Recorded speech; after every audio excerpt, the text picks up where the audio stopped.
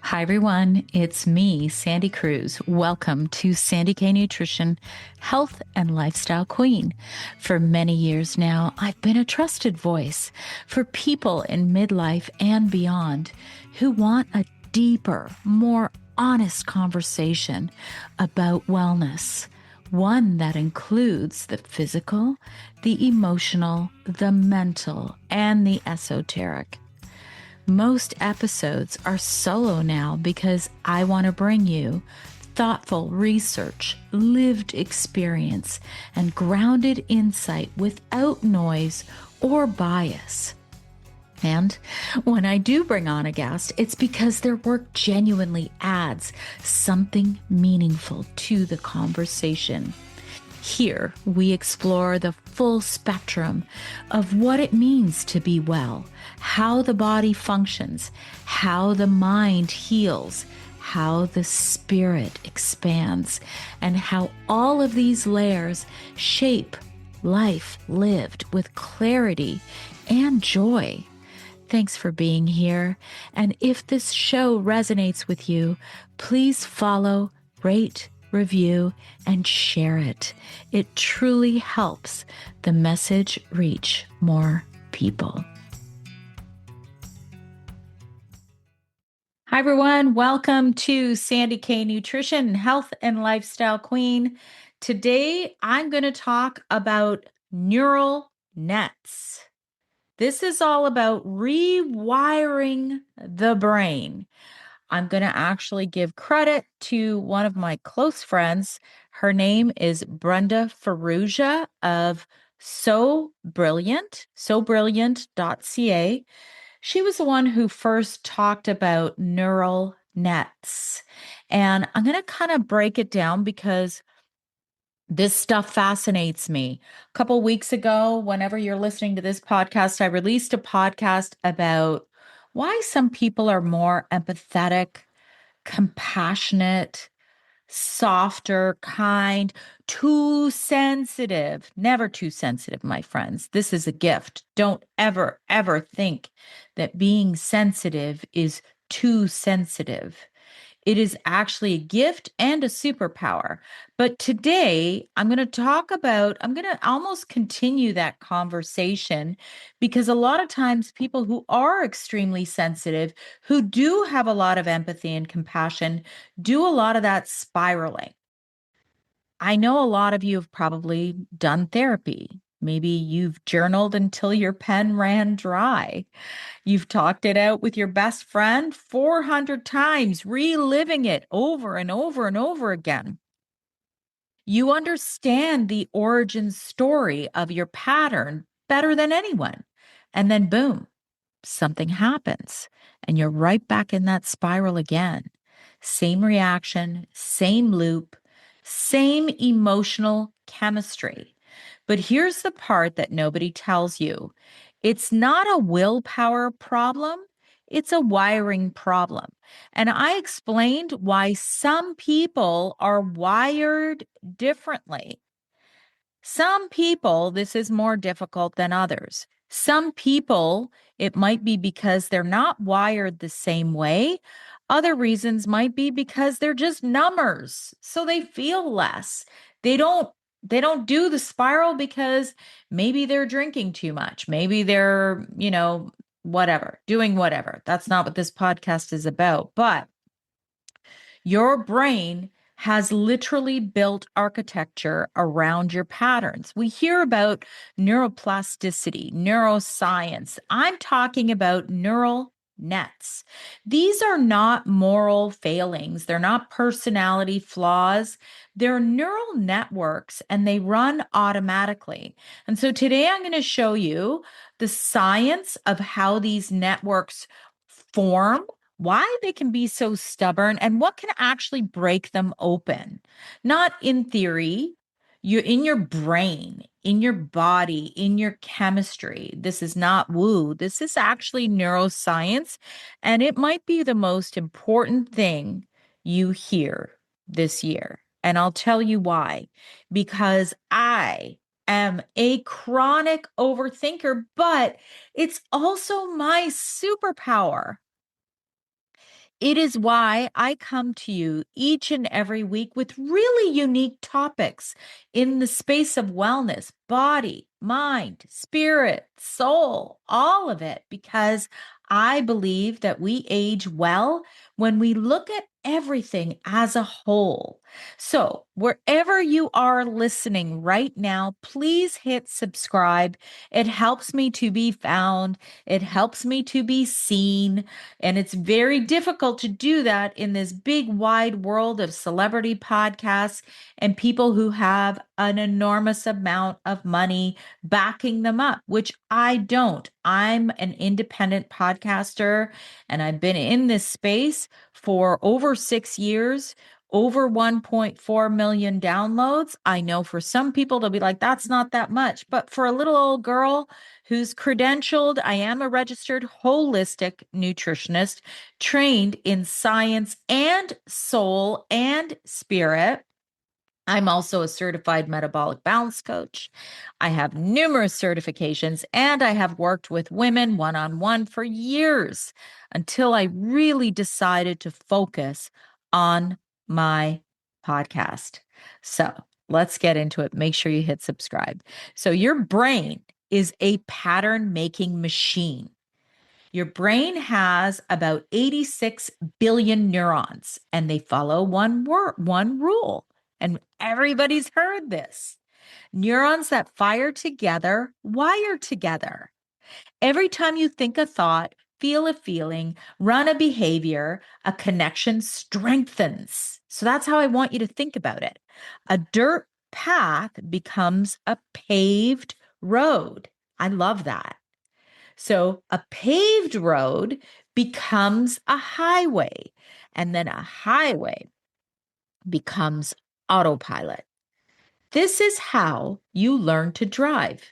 It's also how you learned anxiety, people pleasing, self sabotage, hypervigilance. These patterns are not you, although I did explain some people are more prone to this, but then you feed it. It's architecture, but architecture can be rebuilt. So, the default mode network is your brain's autopilot. There's a part of your brain called the default mode network, DMN. It's the part that lights up when you're not focused on a task, daydreaming, ruminating, replaying conversations, running your internal monologue. It is the neural home of your conditioned self. And here's the kicker: the DMN is metabolically expensive. Your brain spends a huge amount of energy maintaining your old patterns. This is like what I've talked about so many times with Brenda: limiting beliefs, negative beliefs. Some are conscious, some are subconscious. It's fascinating. Meditation, real meditation, not I closed my eyes for 3 minutes, although I do feel there's some benefit to that too. It deactivates the DMN. Harvard, Yale, there's decades of research on this. And so when the DMN quiets, your autopilot shuts down. And in that silence, change becomes possible. It's one of the reasons why I meditate almost every single day, even sometimes for 30 minutes, sometimes even just for 10 minutes or 15 minutes. But I know that rewiring can happen during that time. Some of my favorites, you don't need to pay for this. I know people who are big into selling their stuff on podcasts, they're going to not like that, but you don't. You don't have to pay for this. Just look up Bashar meditations on YouTube. Do it. Okay, Bashar. So let's talk about theta. This is the right window of the subconscious. Not all meditation rewires you. Depth matters. I've recorded a podcast about Newcom. I think I have a discount. It's probably like Sandy K or something. Newcom gets you in that state. Certain types of meditations, and I know I just told you not to pay for it, but I'm telling you, this is how I learned about theta. Okay. And I met Jim Poole and I actually know him personally. So beta, that wave in your brain is the thinking, the analyzing, the looping. Alpha is relaxed awareness. Theta is the doorway. Theta is the brain wave state that we're looking for. So, theta is the brainwave state of deep meditation, hypnosis, yoga nidra. I've tried this, there's free apps for this. The edge of sleep, when you're like teetering and you're not sure, are you asleep? Are you not? It's a very powerful state, very powerful. Theta is the dominant brainwave state of children from birth to age 7. So think about that. That's when your core beliefs were installed. Am I safe? Am I worthy? Am I enough? Is love reliable? When you enter theta as an adult, you reopen that same neurological window where your original programming was written. That's why deep meditation, hypnotherapy, Joe Dispenza's style work feels different. You're not relaxing, you're rewriting, even though you think you're relaxing. It's fascinating. I find that so cool. Neuroplasticity is the proof that your brain can change. A Harvard study scanned people before and after 8 weeks of mindfulness. Here are the results. More gray matter in the hippocampus, which is learning, emotional regulation, smaller amygdala, which is fear and reactivity. 8 weeks, structural change. Fascinating. Tibetan monks with 10,000 hours of practice show gamma wave activity that scientists had never seen before. Not states, but traits. Your brain rewires through repetition and it prunes old wiring when you stop feeding it.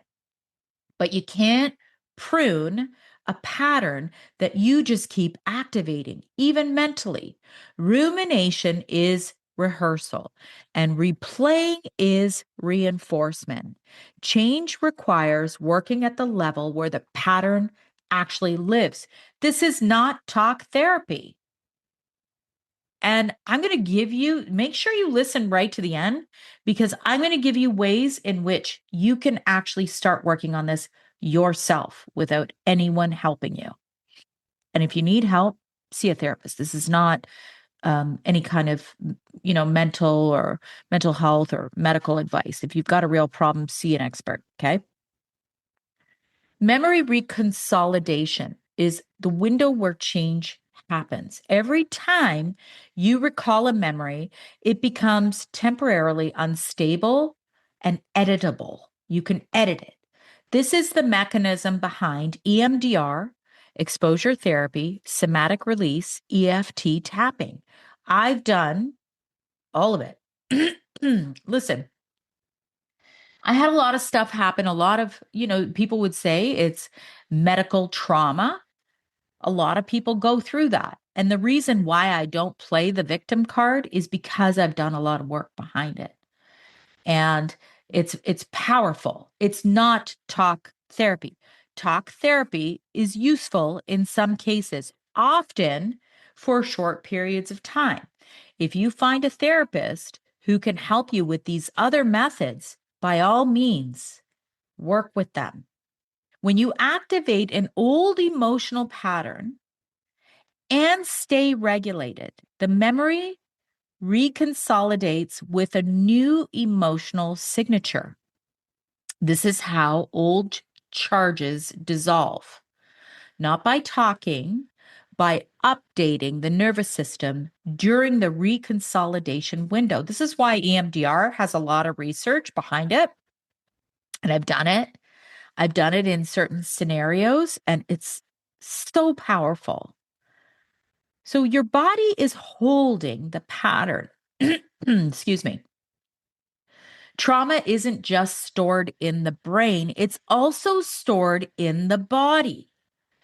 Vander Kolk's research shows that when trauma activates, Broca area shuts down. This is the language center. You literally cannot talk your way out of it. Porges' polyvagal theory shows that rewiring only happens in ventral vagal, the state of safety and connection. This is why breath work matters. Slow breathing activates the vagus nerve and shifts the system into safety, the only state where change is possible. And, I can get into all kinds of things relating to more. I always talk, science and soul on energy and the people who are around you and how important it is to have a positive energy circle around you that's supportive. All of that is critically important. It's the only state where change is possible, when you feel safe. If you don't feel safe in your friend groups, in your marriage, in your relationships, that's a problem. You're never going to be able to rewire if you never feel safe. However, what I will say is that safety comes from within you first, and then it resonates out. You see what I'm saying?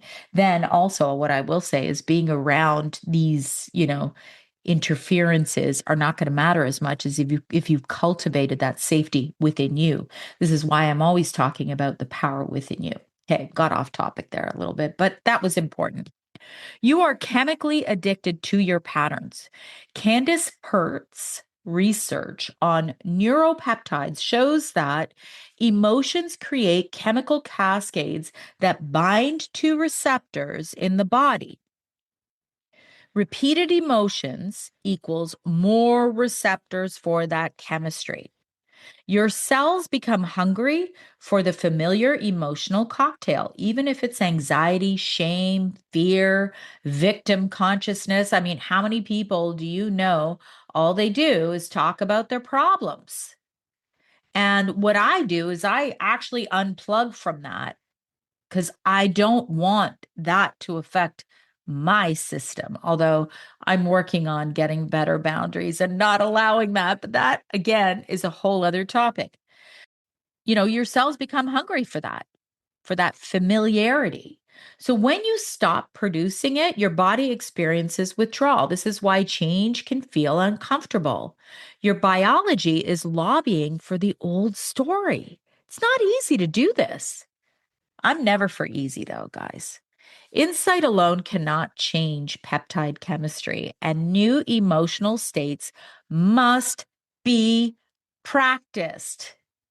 And funny, in one of the groups that I'm in, one of the WhatsApp groups I'm in, um, my friend Brenda actually talked about this in a group that she does, and we talked about ayahuasca. And I think I'm going to do a whole podcast on this because I have recorded with a few of these, I'm going to do quote unquote experts in these retreats to go to whatever South America and do ayahuasca and completely blow up your life. That's going to be a whole other conversation. But the fact of the matter is, I will never personally believe that healing is fast. And often you hear stories about people, and I've talked about this years ago, who will come back from one of those retreats a completely different person. They blow up their life, they blow up their marriage, and all this stuff because healing is not meant to be fast. And Brenda talks about this all the time. Your higher self, when you let your higher self be in control and your brain, however you want to talk about it, then you will go at the pace in which it is best for you, not having a plant medicine have that control over you. See what I'm saying? Okay, so let's talk about EFT tapping. I have recorded an entire podcast on this. And I am going to be doing some sort of a collaboration with Gabrielle Sutton. Her and Gary Craig wrote the book EFT. They are the originals. EFT tapping is the bridge between the brain and the body. EFT taps on acupressure points, activating a belief or emotion. So there's a mechanism. The tapping calms the amygdala, and you do it top down. You name the emotion that activates the prefrontal cortex. You regulate both ends of the nervous system simultaneously. Okay. I'm not going to get into it here because that is going to be on another episode. But what I can tell you is the research on EFT tapping: 24% cortisol drop in one session, 43% drop in group sessions. I've done both. Reduced amygdala activation, increased alpha waves, engagement of the reconsolidation window. This is why tapping dissolves the emotional charge. The memory stays, the threat encoding is what changes. Beam therapy. It's the stuff that Brenda does. It's the deep subconscious work. I've done so many beam therapy sessions with her, and definitely get in touch with her. Beam therapy works at the bioenergetic level, below language, below cognition, exactly where the trauma lives. It releases emotional layers systemically, guided by your higher self. You can, well, I'm not sure. A lot of people have different definitions for the higher self, the soul, whatever you want to call it, whatever you resonate with. It doesn't matter. But it's like the part of you that knows what's best for you. This mirrors what neuroscience shows. Patterns have depth, they release in sequence, and safety is required for access. So Brenda Ferrugia's work is a masterclass in creating the field of safety required for deep release. From a polyvagal perspective, her presence is the intervention. All the energy goes through Brenda. That she can explain that better. Okay. Now, the toolkit that actually works. Here's your rewiring stack. Okay. Mindfulness meditation. It it deregulates these patterns, dysregulates these patterns. That's a better way of saying it. Theta state meditation. That's the subconscious rewriting. Okay. EFT tapping dissolves that emotional charge. Breath work regulates the nervous system. Somatic work releases stored activation. Beam therapy. This is the dealing with the deep subconscious layers. This is the architecture work. So what does a journey actually feel like? It's not linear and it's not tidy and it's not always comfortable. Patterns can get louder before they dissolve. Old memories can surface. Your body might shake. You might have aches and pains, tingles, sighs, resistance will show up. Regression happens under stress. This is physiology and not failure. And then slowly, consistently, something shifts. A trigger lands differently. A belief loses its grip. A story feels like a story, not a truth. Space appears where reactivity used to live. That's rewiring, and that's the work, and it is worth every bit of it. I am going to say definitely find Brenda at sobrilliant.ca. She provides so many different tools for you. And I just want to say that these patterns are not you, they are wiring, and wiring can change. So look into this, look into what actually resonates with you. Because if it doesn't resonate with you, it probably won't help you because maybe your higher self is not ready for that. Maybe your higher self is saying, that's not for me. I'd rather go this route. And I'm going to tell you a little story before I end this about specifically about EFT. I had learned about it many years prior to my even meeting Brenda. I never resonated with it. And I don't know why. It could have been negative beliefs. It could have been something that said, no, Sandy, that's not for you. And then after working with Brenda in one of her courses, her group coaching, I actually was like, she questioned it, not judged, questioned. Okay, well, what is it about that? Is it too hard? And she actually brought up all of these negative beliefs to the surface, to the group. So for me, I realized I always thought it was stupid and it wouldn't work. That was it. That was my negative belief. So I powered through that negative belief. And now I work on different protocols almost daily, along with somatic work, along with meditation. You're probably going to be like, Jesus, like you're never stopping, girl. You're always working on yourself. Yes, I am, because I think it makes me better person, better at what I do, a better wife, mother, friend. It makes me better overall. My mindset, I'm rewiring these neural nets to better patterns, less rumination of things that don't serve me, less hiding, less being small. I was always worried about, being too much out there. Now I'm like, love me or leave me, because here I am. And I have been through a lot of scenarios that would test this.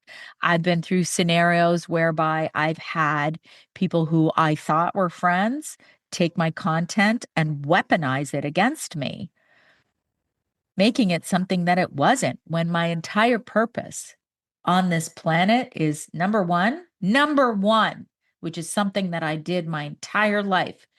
Do not self-abandon. Never. I will never self-abandon again. And I think that I almost learned that more so when I became a mom. A lot of us do that. And then we reach menopause and we're like, what the fuck? Who am I? Why do I always, self-abandon what's right for me first? So, what's right for me first? Me first. That's not selfishness. That's me knowing what is the best thing for me. Number one. What are my intentions behind everything I do? My intention is always to help others on a mass scale. That's why I'm still here. That's why I do passion over profit. That's why I am who I am. And number three, integrity first. So, the world is changing, my friends. I've recorded a lot of podcasts about this, about 2026 being the year of disclosure. Brenda and I talk about that a lot. And really, this is to help you rewire patterns that don't serve you, because you have a beautiful skill set. You have a beautiful brain. You just need to make sure that you're finding yourself and showing your light. So, with that, I want to thank you so much. Please share this with somebody who might benefit from it. I just love coming here each and every week. Thank you, thank you, thank you. Have a great week. I hope you enjoyed this episode. Be sure to share it with someone you know might benefit. And always remember, when you rate, review, subscribe, you help to support my content and help me to keep going and bringing these conversations to you each and every week.